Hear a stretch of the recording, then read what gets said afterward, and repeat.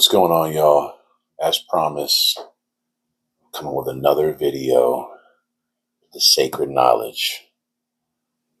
Kind of trying to wrap up what's going on, what I've learned about ancient Egypt, Atlantis, the ties. If you don't know about that, you need to check out my previous videos on my pages.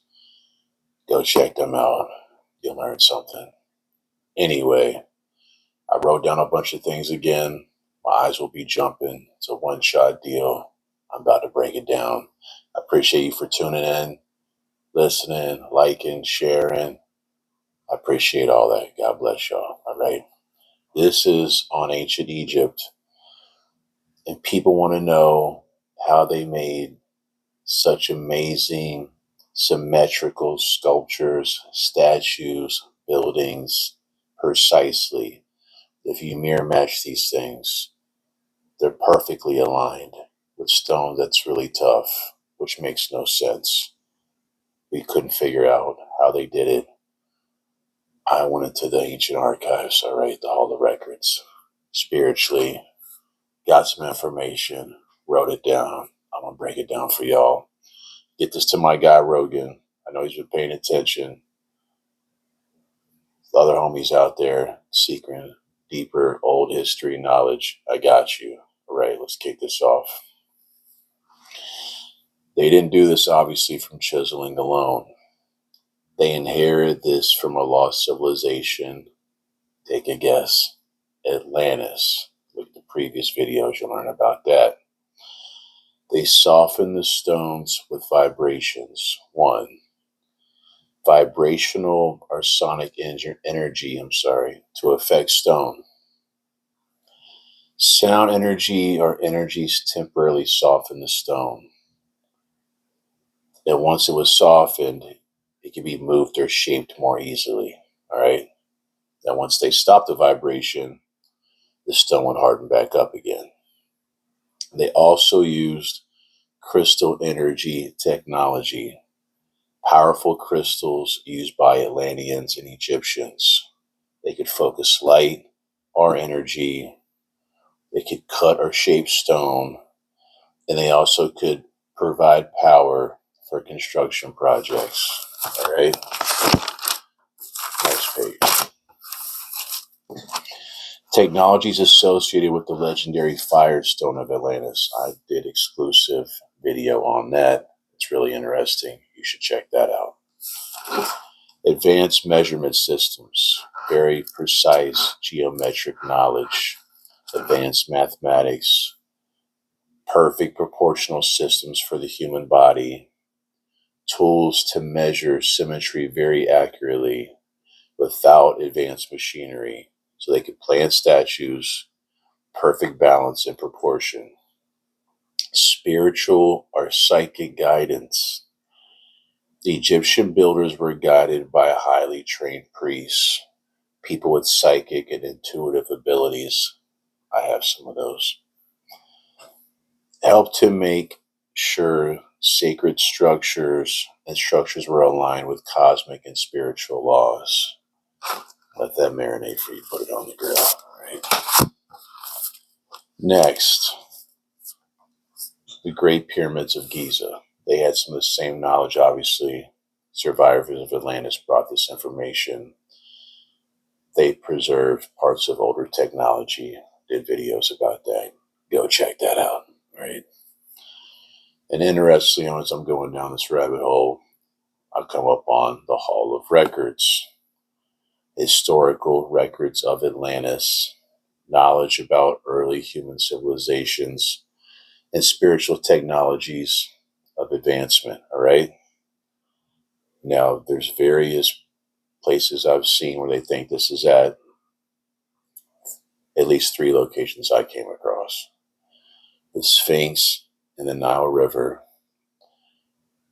I was always taught underneath the left paw of the Sphinx, but I think they've been lying to us. I've come across places where it says it's underneath the right paw of the Sphinx. And tunnels connecting to the pyramids, all right?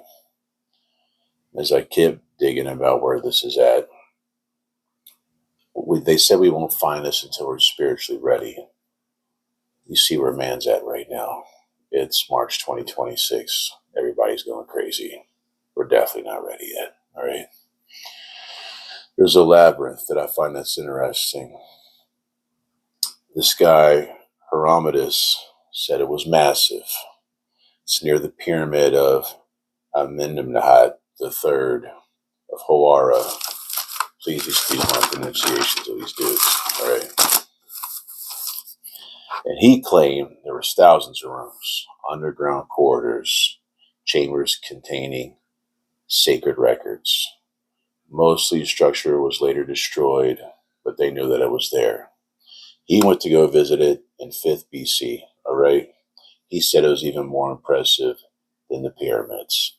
He said there was 3,000 chambers in total, 15,000 above ground, 15,000 underground, and that they had tombs of kings and sacred animals in there. It was like a religion, administrative, and burial place of records and secret knowledge. All right.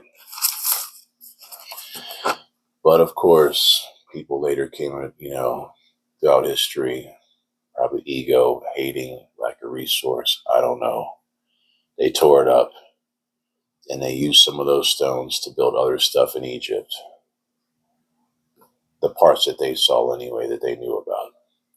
In the 1800s, an archaeologist found massive stone foundations, remains of walls of the corridors. He confirmed something was there. In the 20th century, there was another archaeologist, Flinders Petrie. He excavated at Hawara, confirmed the same thing, all right? They think some of the places are buried still, flooding, sediments in the way. Hold on. This place has got high water levels. They have agriculture on top of this site. And it's hard in Egypt to get permits. That one dude, he's hating. He don't want no one to have access to all the stuff we haven't discovered yet. And he wants his narrative to be true. He thinks everybody else is lying. So we don't know the truth. He's been lying to people, doing his thing. All right. And then there's this ancient archaeologist. His name was Strabo. Okay. He said there was many corridors and winding passages designed to confuse people when you see this place. And that's where the term the labyrinth came from originally. And they think that the Greeks were inspired by this place. Obviously, they used to go there all the time. That the legend of the labyrinth of Crete and the Minotaur was inspired by this place. And as Deuteronomus said, that this was greater than anything they had in Greece.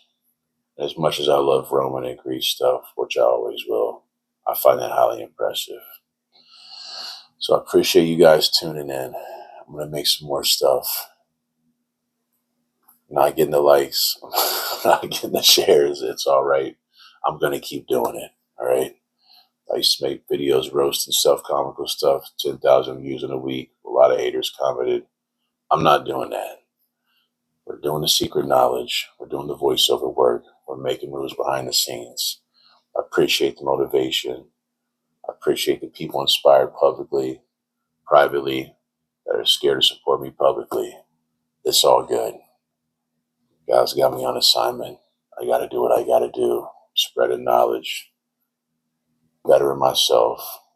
Praying for y'all. We're going to, build something serious. All right.